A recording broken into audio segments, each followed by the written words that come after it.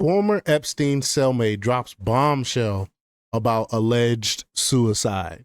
So we got a clip from Jeffrey Epstein's old cellmate where he alludes to him not committing suicide. So I can't wait to hear this clip.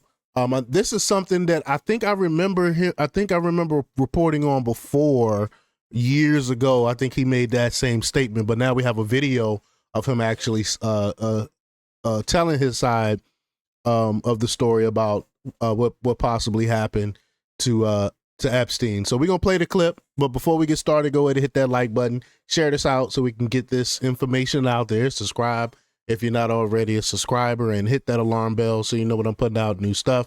Also, check out my link tree in the description. It has a link to my Patreon. That's where I talk about things that I can't talk about here. There's also a link to my Instagram and my X account, so follow me there as well. All right, so let's get into this news. Now, this comes from the Conservative Brief, and they report that Michael Francesi, not sure how you pronounce it, a former Colombo family capo who served time in the same New York jail where Jeffrey Epstein died, challenged the official account on Monday night.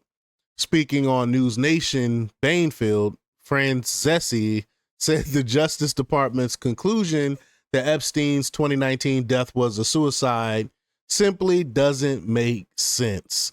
So let's get right to the clip, and hopefully he'll pronounce his name. Y'all know I'll be killing people's names, but let's check it out. Here we go. He served time in the exact cell. Oops, here we go. He served time in the exact cell where Epstein was later held. Michael, welcome back to the program. Tell us about that cell, and what do you make of these revelations that there is a minute missing from the surveillance video, Michael? Well, before you get to it, it was 3 minutes now. This come from Wired, who studied the footage and said that 3 minutes was actually deleted from the footage. Well, listen, I spent 7 months on that tier and in those cells.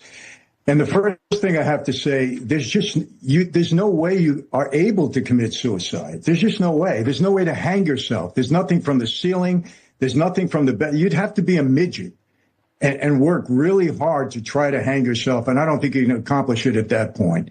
As far as the cameras being off, I haven't experienced that. I did 8 years in prison, and I haven't experienced cameras being broken in the perfect storm of correctional officers not walking those cells. They walk in and they look in on you all the time.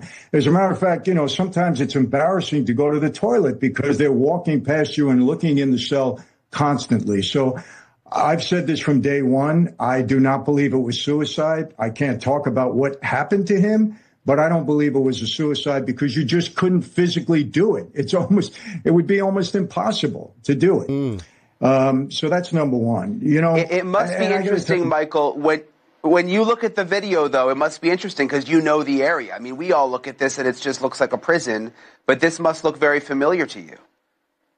Absolutely. Very familiar. And the fact that a minute is missing, look, everything around this guy. I just did a very deep dive into him, which I'll be releasing on my platform in the next several days. Look, there's no way that this person operated alone. Look, they have the videos. Alan Dershowitz recently said that he saw the client list, but because there's people that he can't, because he's an attorney, he can't, reveal what he saw. But he said he saw the client list. He's demanding that it be released. To think that there's no flight logs, that there's no client list, that the thousands of recordings that they had, because I found out for sure that he had cameras on every bedroom, recording everything. And all of a sudden, all of it is gone. Right. I mean, none of this makes sense. And look, the only reason it's important, it's not that anybody's trying to say, come on, this guy was a creep. And there was young women involved in this, young girls that were trafficked and abused. I have 5 daughters and I have granddaughters, and I just don't like it. And anybody that's involved in this should be held accountable. I recently interviewed Paul Hutchinson, who was, a major figure in the Sound of Freedom. He was one of the one that went to rescue, I think, 51 or 52. I don't know if y'all are seeing that white flashing or whatnot. I don't know. It's something with this video, something going on with this video on X. I don't know what's causing it, so I apologize for that flashing. Of these young girls and young boys that were being exploited and trafficked. I mean, this has got to stop. And if these people are not held accountable, it's just going to continue. And unfortunately, it seems like it's people with power and money. It seems that, from what my investigation, that this Les Wexner was the first one that Epstein was able to bribe. And, there's a lot of stuff here that needs to come out, and it's really shameful if it doesn't. That's my opinion. Yeah. But as far as the jail cell, Wow. Yeah, I want to go back to the jail cell because you lived in that jail cell. And just real quick, again, tell me, would you have the privacy in that jail cell to take your own life? Not only would you not have the privacy, I don't understand how you would be able to do it. You have to hang yourself from something. There's nothing on the ceiling that you can hang a bed sheet on. The bed is not that high. I mean, you have to try to lay down on the floor in some way because Jeffrey Epstein was a fairly big guy. You'd have to be a midget to even try to hang yourself. So it's not a question of not only are there cameras on are the COs walking the tier constantly, especially from what I understand, Jeffrey Epstein was on suicide watch for a while. They watch you very, very closely. Trust me on that. So I just can't buy it. I cannot buy it. I'm sorry. And I have no horse in this race other than my experience and the fact that I just couldn't see it happening. Yeah. Facts.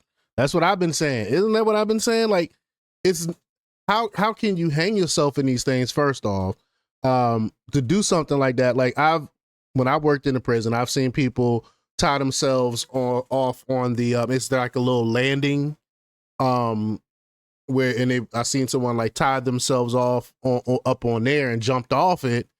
But it's no way to like really hang yourself in those cells. They make them specifically that way so people can't hang themselves in the cells. So I agree with him. Franzesi went on to question the so-called camera malfunction.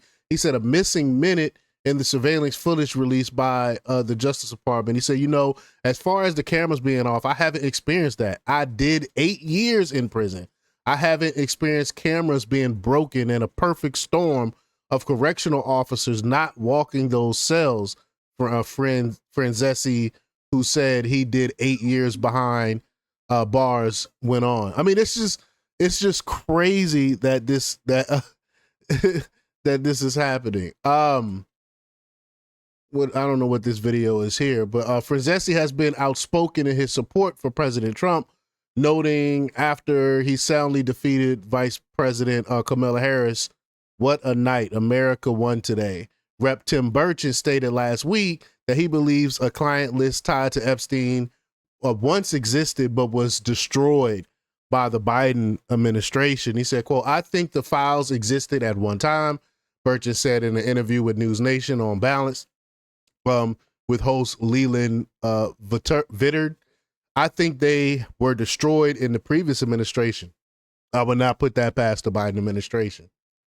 A Justice Department memo released earlier this week that determined that Epstein never maintained the purported client list used to blackmail prominent individuals. We did a whole video on that, but Burchett rejected suggestions from former Trump advisor Elon Musk and other media figures that President Trump's name appeared on any such list. He said, "I think if they'd ever had anything on Trump, it would have been out day one under Biden administration," the Tennessee Republican said. And I agree with that. I think if they had anything on Trump, they would have released it. What I've heard, probably over a year ago, that his daughter might have been on that list. And that's why he's not releasing this information. But who really knows until it happens? But y'all let me know what y'all think about this. Leave y'all comments down below. Like, share, and subscribe. And check out jjthepsychotherapist.com for the latest in news. Until next time, peace.